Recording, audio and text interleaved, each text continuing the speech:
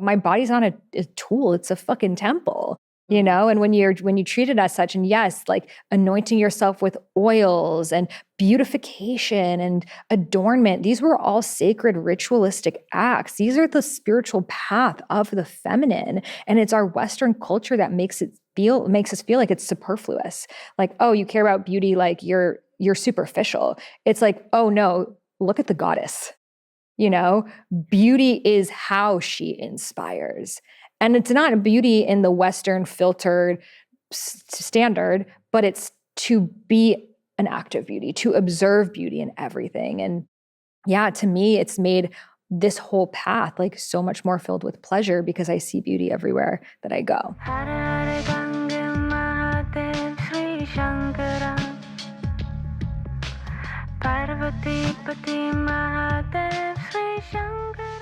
Welcome back to the Highest Self podcast. My name is Sahara Rose, and this podcast is all about taking spirituality and making it grounded, modern, fun, relatable, and filled with pleasure. So my own journey has really been about seeing the body as sacred and sensuality being this powerful tool that we can use to bring more aliveness and richness and joy into everything that we do. And it's not something that is just related to sex. Oftentimes we think of sensuality and sexuality as interchangeable, but rather sensuality is to be involved in the senses, your taste, touch, smell. And when we bring more of our sensuality online, we're able to actually receive all of the gems and delicious flavors and textures available for us that we have just been so hand sanitized away from. So in my own journey, I find a lot of different sensuality coaches, and I found this amazing queen named Portia. Like the moment I saw her Instagram, I was like, who are you? We're best friends now. This is happening. What's going on? And I just loved her journey of sharing her reinvention, especially after her divorce, which was something that I've also gone through, and how she used it as fuel to make her more open and pleasure-filled and juicy alive, which has been my experience as well. So I'm super excited to have her here on the Highest Self podcast, sharing how we can create pleasure-filled lives and reinvent ourselves at any stage. You don't need to go through a massive initiation to choose to reinvent yourself right now. So Jo, welcome to the podcast. Oh my God, actually hearing you say that, I was like, I'm so fucking turned on right now. Oh, good. Because yesterday we did a coaching session. I loved it. And you were like, should we start with the breast massage? I'm like, absolutely. Yes. Yeah. And you were saying how it's so important to bring that pleasure into everything that we do and pleasure outside of food. So can you share a little bit about how we can utilize pleasure in our healing? Yeah, I mean, pleasure is so important for the nervous system, first off. Like, the more pleasure your body can actually experience, the more ability your nervous system can relax into itself and actually open up some of the different areas of your nervous system that's currently trapped or like trauma is being trapped in the body. And so we often know that trauma lives in the body. I often tell my clients issues live in the tissues. And when the body can experience more pleasure, it actually has more capacity to heal. I love that. And when we are allowing ourselves to experience that pleasure, we can go into these dark portals and they don't seem so scary anymore because we have our nervous systems. We have that sense of safety within ourselves.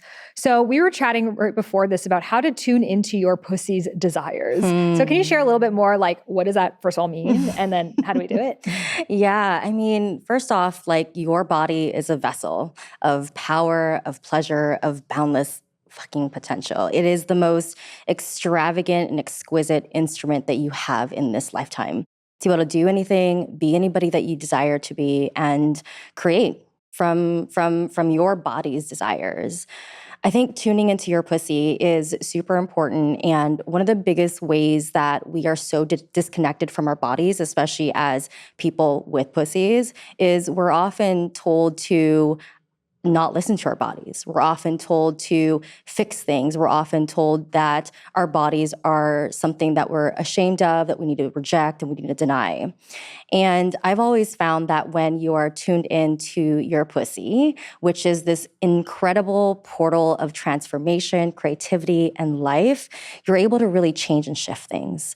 One of the things I often tell my clients to connect to their pussies, or how to connect to their pussies, is really slowing down, which we all know is really difficult in this modern day time. But the best way to do this is to just close your eyes, connect to your breath. I like using a conscious breath, which means it's an inhale in through your mouth, open mouth exhale. Sounds a little like this.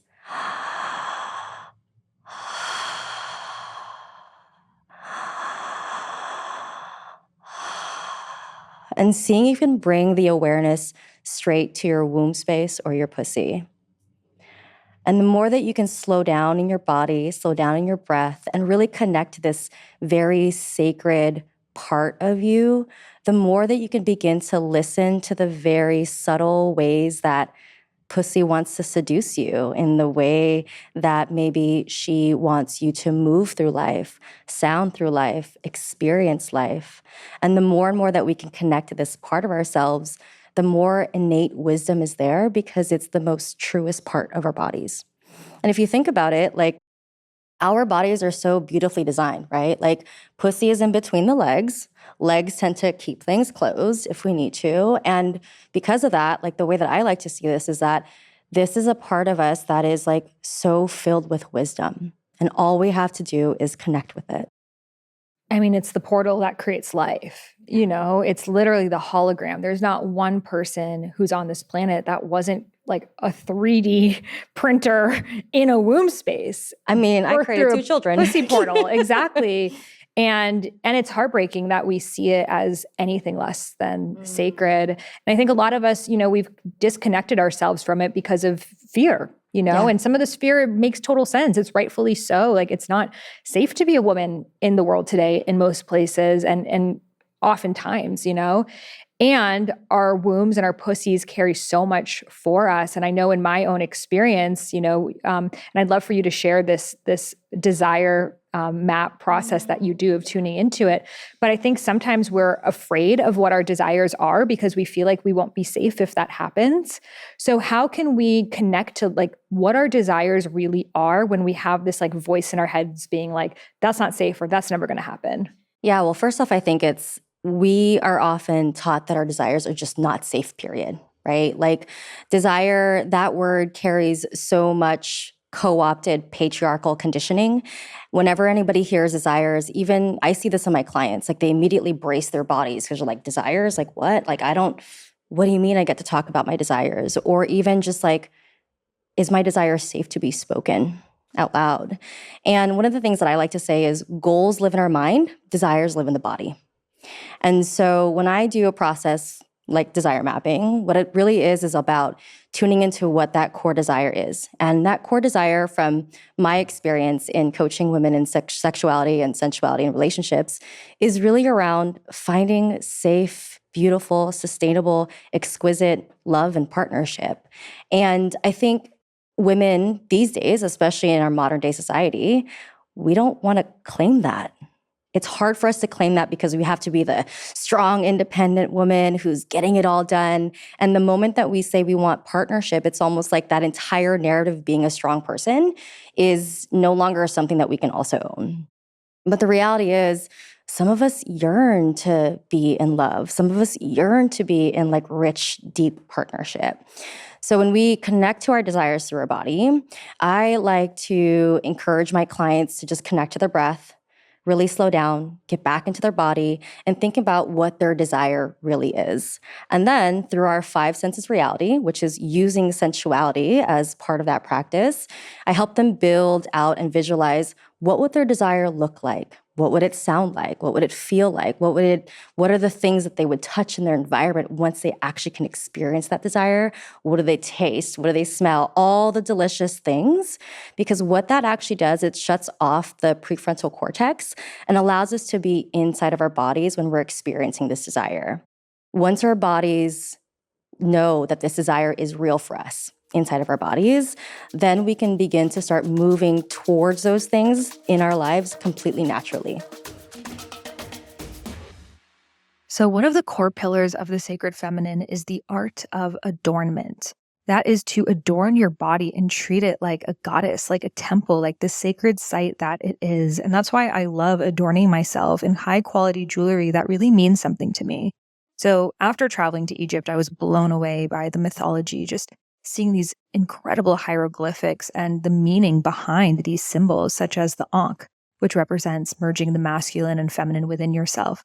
the snake, which is our kundalini energy, the scarab, which is all about resurrection and renewal. So when I saw these pieces at Katori Life Jewelry, I was blown away.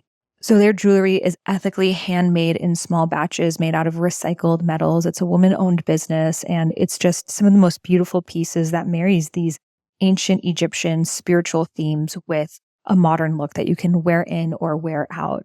So they're offering our High Self podcast listeners 20% off any purchase. So you can head over to katorilife.com. That's CATORILIFE.com and use coupon code Sahara Rose for 20% off. You can find that link in the show notes.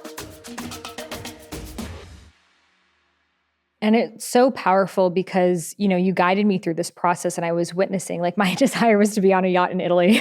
I'm just being real. So I'm like imagining I'm on this yacht and the sea breeze and I'm having so much fun and Bambaleo is playing. She's guiding me through this. And then I'm like, my mind is like, bitch, that's the first scene in Taken. You're going to get kidnapped on this yacht. Like, this is not safe. And like, I could see my mind was already going into like, where are your friends? Do people know where you are? Like all of the safety precautions of this.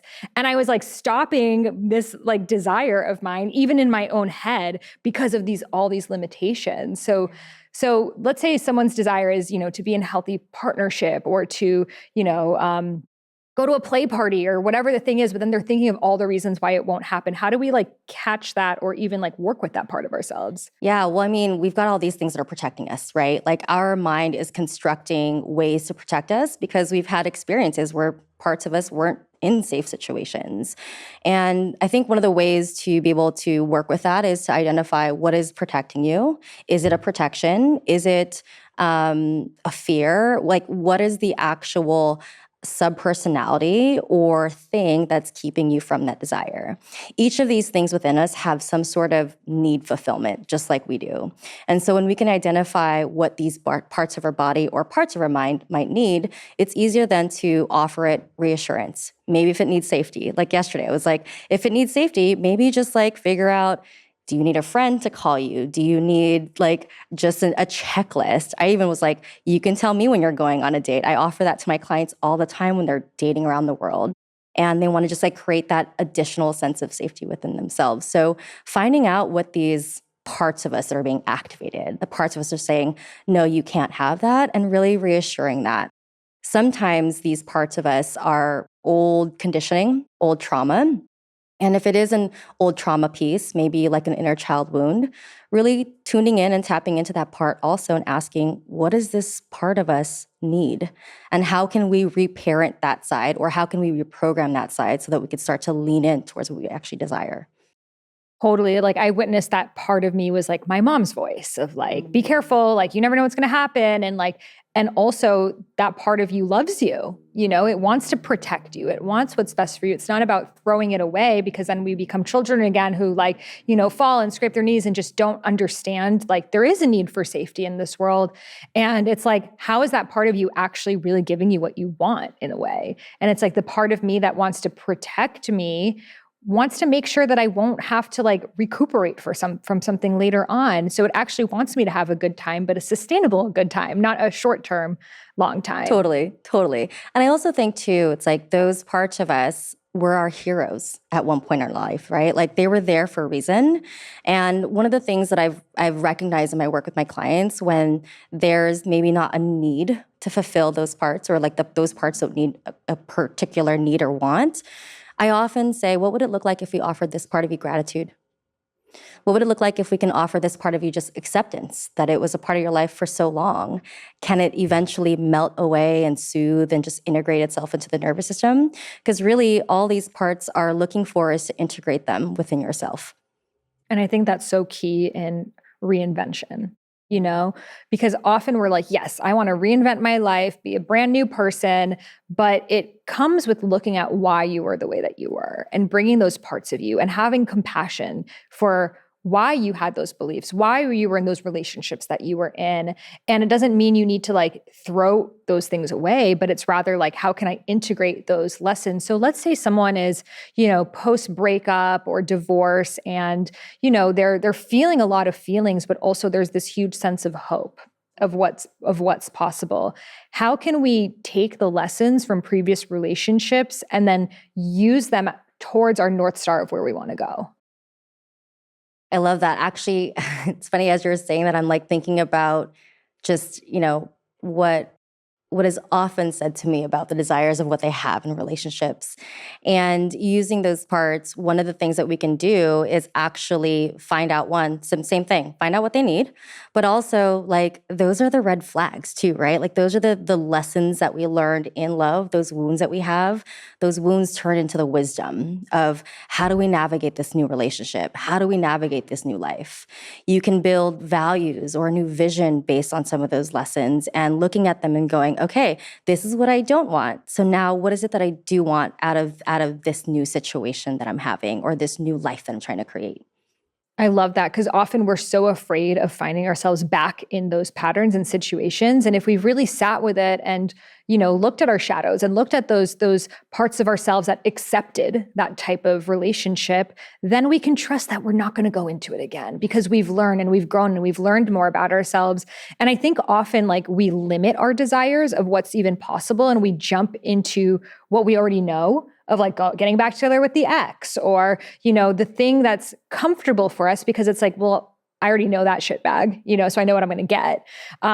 As opposed to— I've done it before, I'll do it again. Exactly. As opposed to trusting and being in the void of like, I have this desire to be met, to be seen, to have this beautiful relationship and sex life and sensuality, and it's not here right now. And I'm going to sit in the yearning. I'm not going to make it my whole entire life, but I'm going to sit in that space because it's only from having that space that it can actually one day be filled. Yeah. I mean, you have to come to a place where your body feels safe enough to receive the greatest abundant love or sex or life that you ultimately desire. And it won't happen when your body's rigid, frigid, freaking the fuck out because it's like, oh my God, everything is wrong. It's only going to happen when your entire body can soften to whatever it is, that experience that you're yearning for. I like to use the word craving sometimes when it comes to desire and focus simultaneously, because it's like when you have that focus, when you have that clarity, when you have that desire hand in hand all together, that's something you're craving for. And when you're craving for that, your body's yearning to experience that in its full sensorial experience. And so when we can just, I don't know, like to me, it's like if we can soften and surrender into the safety of our greatest, biggest desires, the more possibility there is. And I know this just living my own life. Like I never thought I would be able to be in love again in the way that I am after 2 decades of being in the same relationship. And it still sometimes shocks me that I'm in this incredible, safe partnership, especially after all of the heartbreak I've experienced from my childhood to traumas to heartbreaks in my marriage. It's like, holy shit, I'm experiencing like the greatest love of my life. And it's the things that I've literally wrote down my whole 5 senses desires and reality around it and like sat with it and allowed myself to be safe enough to want those things and to also believe I was deserving and worthy enough to have those things. And that took work. Like that's not easy. And I have found that pleasure was the thing that helped me to expand the capacity to receive those things inside of my own body. So for you, was that a self-pleasure practice, breast massage? Like what did that look like for you to allow more pleasure and softness in? Yeah, so I define pleasure as what feels good to your nervous system. So it can be sensual, it can be sexual, it can be as simple as eating a delicious 5-course meal or even eating like French fries from In-N-Out. Like it doesn't really matter. It's whatever feels good to me in that moment. And sensuality to me is a practice about being present in your body. That's it. About being present and experiencing your 5 senses or whatever senses are available to you. And so with all of that in mind, it's like, I just practice, honestly, being alive and living my life to its fullest. Because I think so often we can get caught up with, oh my God, I've got to resolve this trauma. I've got to heal this. I've got to do that. And like chasing this catharsis. When sometimes the greatest catharsis we're supposed to be chasing is actually just living and enjoying our life. Yes. So in agreement with you. I had this like realization, like I was like I love blackberries. And I was like eating these blackberries so fast. And I was like, why am I eating them so fast? It was almost like I couldn't get enough in my mouth. And I was like, okay, pause. Just like really eat one blackberry at a time and feel how it has these little balls and they burst, and the taste and the tartness. And it's like you could get so much more pleasure from being mindful with one blackberry than scarfing them all down our face. And it's like, that's what we do in life. It's like, I need more sex. I need more food. I need more stimulation, something. Whereas if you just took a sip of that water and really just tasted that water, you just felt your lover's touch just so slowly. You don't need all this stimulation anymore because you're so present with the minutia that is. Yeah, yeah. One of my favorite pleasure practices, actually, it sounds so silly, but this is how I invite pleasure and sensuality into my entire life. I have this faux sheepskin rug like underneath of my feet at my desk. And so after I'm done with a full day of coaching calls or work, I literally am like, I'm going to be this jungle cat and like just crawl on this thing and let my body indulge in the way the softness feels all over my skin. I also just love I love imagining that I'm an empress from Egypt from like way back in the day and applying body oil as if I'm anointing my body like royalty. And those little small pleasure practices help me to just tune into that part of my own personal power. The other practice is like whenever I put on my jewelry, I'm like, you know what? If I'm a fucking queen, I'm gonna put this on like a queen. Every single piece, I'm like, who is this queen gonna be today? And that to me is such a really easy, practical way to create a pleasure practice or a sensuality practice without having to do the whole big old ritual, lighting the candles, which I personally still love to do. I'll do that once a week, but every day, it's how can I invite this into my everyday practical life? I love that because we are all putting on our jewelry, or even just like shampooing your hair. How can you make it more sensuous? How can you make brushing your teeth more mindful? How can you make like getting into bed, even like stretching? Like I noticed in myself because I was a yogi, I was like stretching in this like get to the deepest stretch and like mechanical way. And I was like, no, how can I just linger here and dance here and touch my leg and just like feel more pleasure in the stretching rather than like get the left leg with the right leg. Like, my body's not a tool. It's a fucking temple.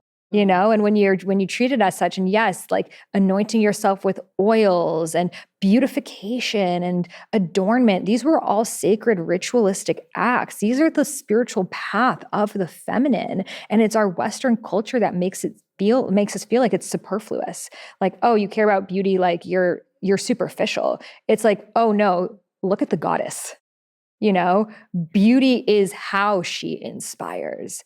And it's not a beauty in the Western filtered standard, but it's to be an act of beauty, to observe beauty in everything. And yeah, to me, it's made this whole path like so much more filled with pleasure because I see beauty everywhere that I go. It also sounds like to me, it's like you're in the present moment of what's available to you too, right? Like, so seeing beauty everywhere you go, taking it in, noticing what it feels like to take in beauty into your body as you're looking at things, seeing things, listening to music, sipping on tea can be such a powerful practice of sensuality and opening yourself up.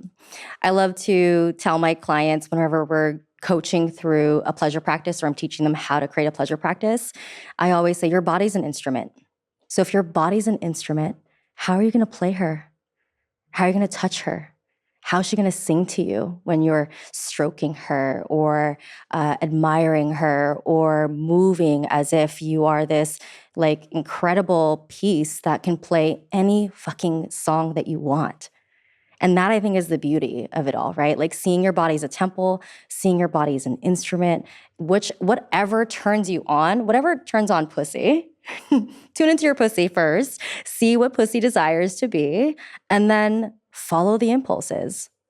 So beautifully said. I love this. I'm like, these are the types of conversations that the world needs right now because we've become so rigid, even in our spiritual approach, of like biohack and you're never enough. And it's like, what if you were so fucking sacred just as you are? You just aren't noticing it. Yeah. I mean, permission granted. Yes. Like I have this sign in my house when I got my divorce or when I was going through my divorce, and it said permission granted. And part of that purpose of that sign was permission to be human, permission to laugh, permission to cry, permission to be in your full sensual power, permission to be weak in that moment. And for me and my kids, I have a 19-year-old and 13-year-old, I wanted them to see a mantra that they were able to actually just like lean into their present self without any pressure of having to change themselves in that moment. I think that was one of the most powerful things for me, at least in reinventing my life, was like giving also just permission to be.